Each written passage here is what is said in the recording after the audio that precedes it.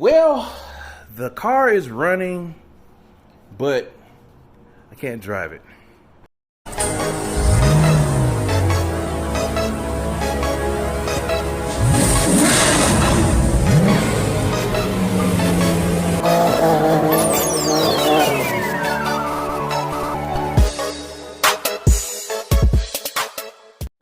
I can't drive it because I got oil pressure issues.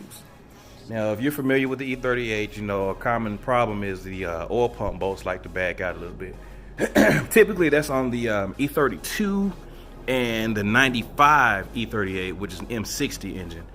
This is a 2001 with the M62 TU Vanos engine, and that wasn't the problem. My problem lies in sludge and debris. As you can see, there's a lot of sludge in this here engine. I haven't cleaned anything out yet because I literally just finished dropping the pan, and I made a little bit of a mess when I pulled the pan down. It wasn't in the right spot, so I'll clean it up momentarily. But yeah, that appears to be my problem. It's gonna take me a few flushes to get all this shit out, but I am about to check these oil pump bolts to find out where we are. I'm gonna check the tension on the chain. I can do that right now. That shit's loose as hell. I need to adjust that too. And yeah, we're gonna get this girl running. All right, so I'm under the car, and I got brake parts cleaner all over my lenses. And I'm happy, but I'm unhappy with what I found. As you could see before, there is an ass load of gunk up there. I'm happy because I didn't find many pieces of guides down here. This is what I found. This long piece, one itty bitty piece of timing chain guide is what I found. It's still an indication of what I'm already planning to do anyway, that the guides need to be replaced. However, yeah, I'm just not ready to do it right now. I got other shit to do. The reason it took me so long to get back to my car is because I got a lot going on. I've been working a lot. My wife is pregnant. She's due any day. It's not on the top of my priorities list unless the guys decide to go. Now, if they go, that's a different story, completely different story. But at this point, it's not on the top of the list. I'm just trying to get the car running. Once I get her running, we'll start stockpiling parts for the time machine guys, and we'll get her done. The only other thing I found in this oil pan, next to the gunk and dirt and shit that's in there, is a stripped bolt. That shit right there pissed me off, dude.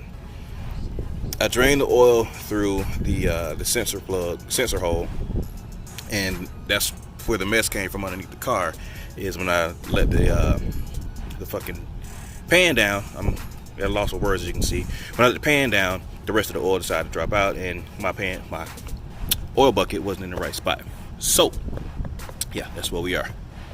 So I'm going to figure out what the hell I'm going to do. If I'm going to take the oil pan off of that engine, or if I'm going to try to rethread that bolt. I don't know. Either way, I'm burning daylight. I want to get this done before the sun goes down, and it is 5 o'clock right now. So see you in a minute. Amongst the abyss of shit that you can see in my garage, there's also another engine. There's the M62 from that E38. There's the M62 from my 98, which was 6-speed swapped. I was saving this for a very special project that won't happen for like another, I don't know, 5 or 6 years, because this here garage, yeah, this isn't gonna work for the caliber of build that I'm gonna be doing with that one, but it's gonna be the shit. Yeah, it's gonna be the shit. Don't ask what it is, because I ain't telling you. You're gonna have to wait. Follow me for another 5 or 6 years. Anyway, this engine right here, there's the same bottom end as an M62 TU. So I'm using this oil pan to replace this one. Why? Because like I said, this one has a bad drain plug. This one does not. Now, I want you to see something else too. Look at that. That's how the internals of an engine are supposed to look. Look at that shit. Look at this. Look at this. It's glowing. It's glowing. It's so beautiful. Anyway, I'm going to put this one back on here just to keep it sealed up, and this bad boy is going over there. All right, so upon inspection of the oil pump bolts oil pump bolts are fine. Like I said, on the M62 TU, that wasn't a common problem. It was the M60 that had those issues. I think a handful of the M62s did, but the M62 TU was not prone to that issue.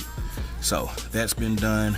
The chain has been adjusted. It's still got an ass load of slack, but to my understanding, that is within spec. It's supposed to be 10 millimeters, if I'm not mistaken. I'm going to double check before I finish this video to make sure that I have that correct. But I believe it's 10 millimeters of play in the chain, and that's within spec if that's the case. But like I said, I'm going to double check before I finish. Anyway, that's done. I'm going to put my cover back on after I clean it, and I'm going to put the oil pan on and refill this bad boy, and we're done. So yeah, stay tuned. I'm almost finished. All right, so if you've been following me since I did the timer chain guides on my other engine that I'm replacing, unfortunately, you will know that I don't use RTV on certain parts. Parts like oil pan gaskets, valve cover gaskets, or any other part or location where the gasket that has been made, when it is squeezed together by the torque that you're putting down on the bolts, can break off and get inside the engine and block your oil from getting to where it needs to go. Oil pan is specifically one of them. What I use is Permatech Aviation Former Gasket Sealant Liquid, blah blah blah blah blah. This was recommended to me by a gentleman who used to be my shop manager at my old job, and he uses it in the same manner that I use it. I use it in that manner because he taught me to use it that way. He's been working on Porsche, Lamborghini, Ferrari, classic Jags, any other high-end vehicle that you could think of, he has probably touched it. He's been doing it longer than I've been alive. So he tells me that it works. I ain't gonna argue with him. Clearly it works because he's been doing it. So I'm about to use this here aviation former gasket on this old gasket because I'm not replacing the gasket. I gotta do the guides. I'm reusing this old gasket until I do the guides. When I do the guides, all this stuff gets replaced. So yeah, we're gonna go ahead and put this stuff right here on this here old gasket, and we're gonna place it on the car. I know I'm probably gonna get flogged for this, but I don't really care. I'm troubleshooting and trying to make sure that we've solved the problem. I'm using SuperTech from Walmart. It is the absolute cheapest oil that I could find. But I have a sludge problem, and now that I know that I have a sludge problem, I'm going to be using the cheap oil to do my flush. I don't use like engine flushes that you can buy from the store. I use a quart of transmission fluid. I don't have any right now, so I gotta go to the store and get some, but I'm gonna add a quart of transmission fluid to the engine, drive it, change the oil. When I do that like maybe 3 times, that should get, let's say 80 to 90% of the sludge out of the engine. It should be good to go. So for now, we're about to refill the engine with SuperTech Full Synthetic 10W30. This is another trick that an older mechanic taught me with BMW engines. When you change the oil, instead of just putting oil directly in the crankcase, put a little bit inside your oil filter canister. That way your engine isn't starving for oil when you start it up. If you do choose to put some oil in your oil filter canister, you don't need to fill it up. Just fill it about halfway, because when you put the oil filter in there, it's going to take up the rest of the space. Sadly, I have to say that because some people don't understand how physics work. So yeah, don't fill the canister all the way. Do it about maybe a third to halfway full. Put the oil filter in.